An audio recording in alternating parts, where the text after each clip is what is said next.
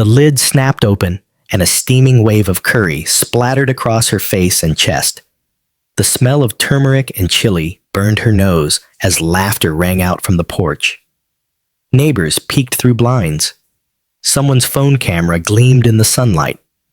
The three college boys grinned like hyenas, pointing at the mess dripping down her delivery shirt. Maya Torres, 23, stood frozen for half a second, her brown hair plastered to her cheeks with sauce.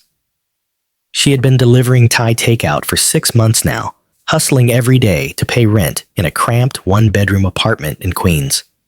She'd been insulted before impatient customers, bad tippers, but this was different.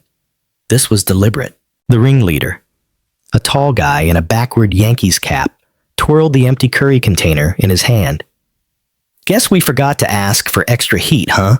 he sneered, his buddies howling. The one in a white tank top mimicked wiping curry from his shirt, laughing so hard he doubled over. The third, heavier set, with a smug smirk, recorded every second on his phone. "Better call DoorDash and tell him you're drivers." Spicy, the guy in the cap, jeered. They turned their backs and slammed the door without paying. Maya's hands trembled as she picked up the soggy paper bag. Sauce oozed down her arms, staining her black leggings. She could hear her own heartbeat loud and steady, the way it used to sound right before the bell rang in the boxing ring.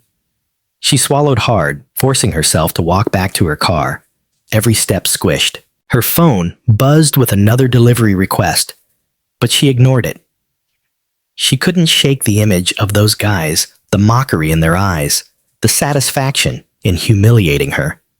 She thought she'd buried that part of herself, the fighter who didn't take disrespect lying down. But as the curry cooled on her skin, something inside her snapped awake. By the time she pulled into her apartment's cracked parking lot, Maya's mind wasn't on cleaning up. It was on payback, not reckless revenge, something smarter. Something they couldn't wiggle out of. She threw her stained clothes into a trash bag, scrubbing her skin under scalding water until it was red. The mirror fogged up, but she wiped it clear, staring at herself. She saw the same eyes she had when she was 17, standing in a dingy boxing gym, fists wrapped and ready. Back then, her right cross had been her ticket to junior nationals until a shoulder injury ended that dream. But the muscle memory that never left. She sat on the edge of her bed, scrolling through her delivery app's logs. The address was still there, highlighted in red for customer dispute. A smirk curled on her lips. If they thought they'd embarrassed her, they had no idea who they'd messed with. Maya didn't know exactly how yet, but she knew one thing for certain. She wasn't going to let this slide. The next time she saw those guys, she'd make damn sure they'd never look at another delivery driver the same way again. Maya didn't sleep much that night. Every time she closed her eyes, she saw that smirk, the one from the guy in the Yankees cap, burned into her brain. She could still feel the weight of the curry sliding down her neck, could still hear the laughter. By 5 a.m., she was already dressed in running shoes and sweats, standing in the small alley behind her building where she sometimes shadowboxed to clear her head. Her punches, cut through the cool dawn air, left jab right cross hook. She hadn't moved like this in over 2 years, but her body remembered. Every pivot, every snap of her wrist felt like slipping into an old skin. She worked the movements until sweat ran down her back, her breathing deep and steady. This wasn't just exercise. It was rehearsal. After a quick shower, she grabbed her phone and pulled up the delivery app. She studied the Bullies' address again, committing it to memory. Then she searched for a prepaid mini camera online, something small enough to clip onto her delivery shirt without notice. She wasn't going to just teach them a lesson. She was going to show the world exactly how they treated people. By noon, she was at an old friend's gym across town. Tony Rivera, a retired middleweight who'd once been her sparring partner, whistled low when he saw her walk in. "Maya Torres? Thought you were done with this life." "Guess I'm not as done as I thought," she said, wrapping her hands in white gauze. They worked drills for 2 hours. Tony didn't ask why she was back. He just pushed her until her arms felt like lead and her lungs burned. Every time she landed a clean punch on the heavy bag, she pictured it connecting with the smirking face from yesterday. When they finally stopped, Tony handed her a bottle of water. "You got that look," he said. "What look?" "The one you had before every fight, the someone's about to regret their life choices look." She grinned, but it wasn't out of humor. "They will." Later that evening, she picked up her shift, like normal, taking orders and making small talk with customers. She didn't want the bullies to see her coming. Patience was key. The moment had to be just right, no street fight in the dark where it would be her word against theirs. This had to be public, undeniable, and humiliating for them, just like it had been for her. She didn't have to wait long. 3 days later, the order popped up on her screen.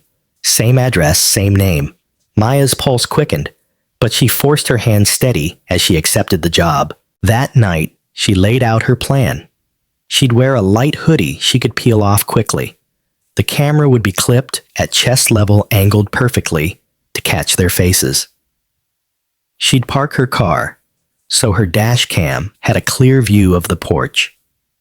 And most importantly, she'd be ready not just to defend herself, but to end the game they thought they were playing. When she lay in bed, the fear that had gripped her the first time was gone.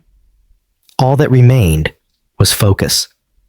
The next time she stood on that porch, she wasn't going to be the victim. She was going to be the storm. The late afternoon sun was still high when Maya pulled into the same narrow driveway, the smell of takeout containers filling her car. Her hoodie was zipped up, the small camera clipped discreetly beneath the fabric. She had tested it twice. Both the body cam and the dash cam were recording. Every move from here on out would be captured in sharp detail. Her hands didn't shake this time. She stepped out, food bag in one hand, the other tucked casually into her hoodie pocket. The porch looked the same: peeling paint, a lopsided welcome mat, and the faint sound of bass-heavy music leaking from inside. She knocked once, twice. The door swung open, and there they were. Yankee's Cap was in front again. His smug grin locked in place, like they'd rehearsed it. Tank Top leaned against the doorframe, a beer in hand, while the third one, Phone Guy, already had his camera pointed at her. "Well, well," Yankee's Cap drawled.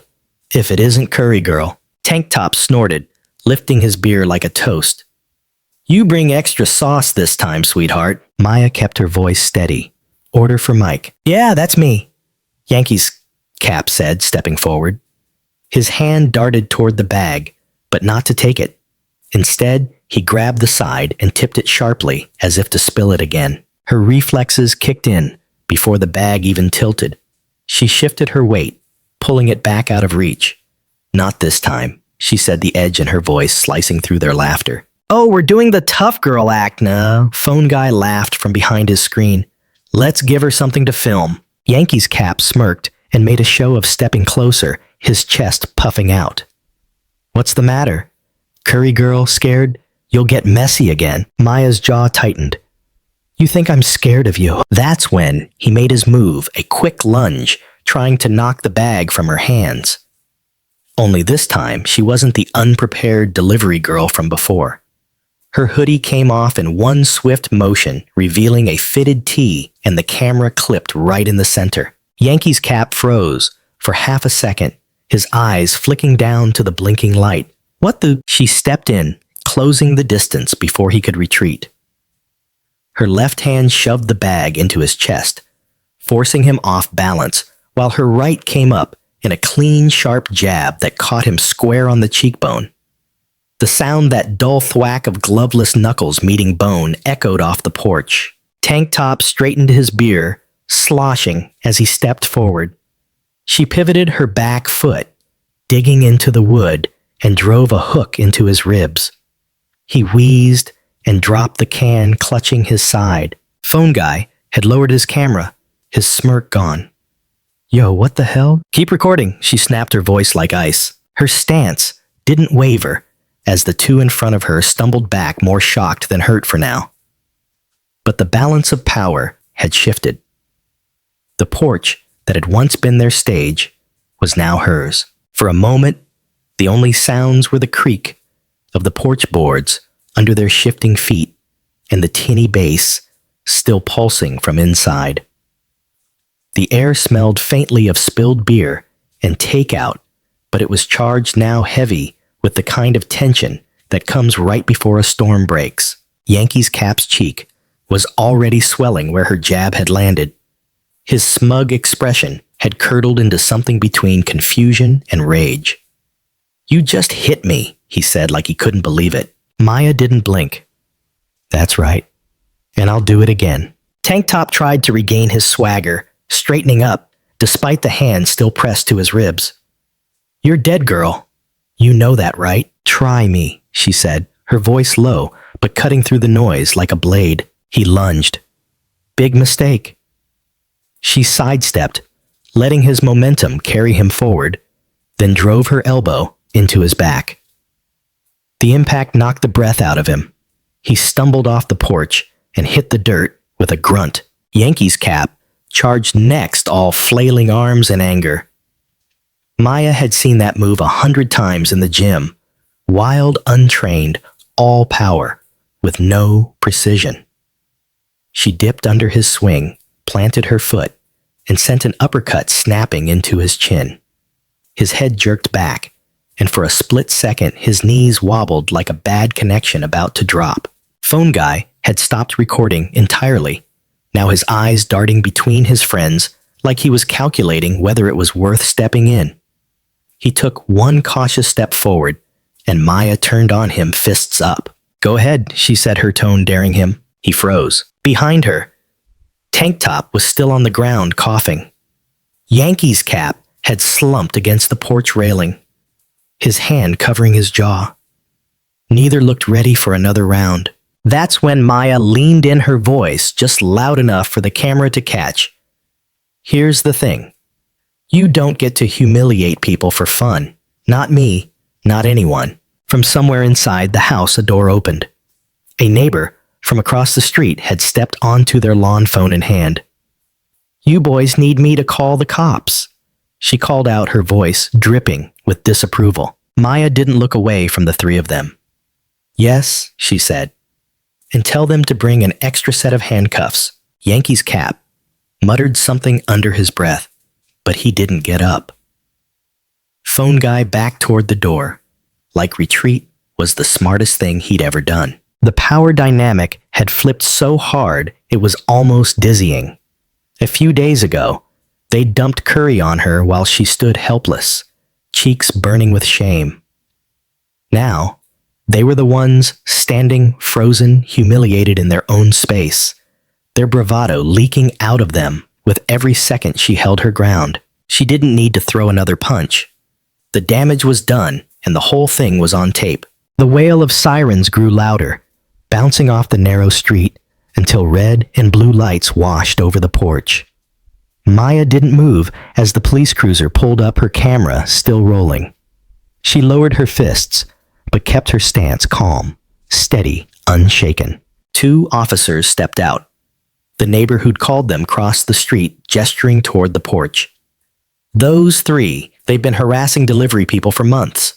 I've seen it with my own eyes." Yankees Cap tried to straighten his cheek already, a mottled mix of red and purple. "She attacked us," Maya cut him off, holding up the blinking camera. "Everything's recorded. Every word, every shove, every time you tried to humiliate me." She glanced toward her car, where the dash cam was still pointed squarely at the scene. "And I've got two angles." The heavier officer, a broad-shouldered man with a weathered face, took the camera from her and reviewed a few seconds. His jaw tightened. "Looks to me like you were defending yourself, ma'am. And they've got some explaining to do." Tank Top groaned from where he was still sitting on the edge of the porch. The younger cop cuffed him first, reading his rights as the other two were lined up beside him. Phone Guy didn't resist his gaze glued to the ground. As the officers loaded them into the cruiser, The older one turned to Maya. You want to press charges? Maya looked at the three in the back seat, the same ones who'd thought they could turn her into a joke, now sitting silent and small under flashing lights. Yes, she said without hesitation, for assault, harassment, and destruction of property. The cop nodded. We'll add them to the report. Neighbors had started gathering on porches, now murmuring among themselves. A few shot her approving looks. The woman who'd called the cops stepped closer, lowering her voice. Good for you, honey. They've needed to be taken down a peg for a long time. Maya gave a small, tired smile. I wasn't going to let it slide. Once the cruiser drove off, she walked back to her car, the adrenaline slowly draining from her system. Her hands still tingled from the impact, her muscles humming with the kind of satisfaction you only got from standing your ground. She glanced at her phone, dozens of missed notifications from the camera's live upload. The clip was already spreading, comments flooding in. Finally, someone stands up to these jerks. That right hook was clean. This is why you don't mess with service workers. By the time she reached home, her video had hit 200,000 views. It wasn't just about the fight anymore. It was about something bigger. People were sharing their own stories of being bullied on the job, of swallowing their pride because they couldn't risk losing work. Maya had been one of them. Not anymore. As she shut off her car, she caught her reflection in the rearview mirror. No curry, no humiliation. Just someone who decided enough was enough and made sure the world knew it. Respect should never be optional. Maya's story is a reminder that standing up for yourself isn't just about pride. It's about dignity and the right to be treated like a human being. Bullies thrive on silence, on the hope that their victims will walk away quietly. But when someone chooses to push back with proof, with strength, and with purpose, they do more than defend themselves. They speak for everyone who's ever been disrespected, mocked, or made to feel small. Courage isn't about never being knocked down. It's about standing back up and refusing to stay there.